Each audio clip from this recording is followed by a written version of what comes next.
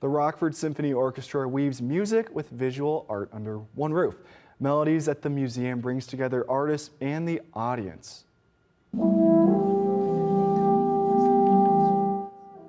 A group of RSO musicians performed inside the Rockford Art Museum Sunday.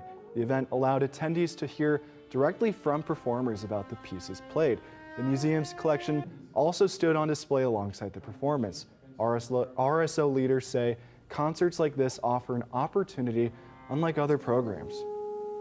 People who love art often love music too, and artists are artists whether they paint a picture or they play music, and so the combination of a piece of music that inspires an artist to create or a piece of art that inspires a musician to feel differently about the music they're playing is really special.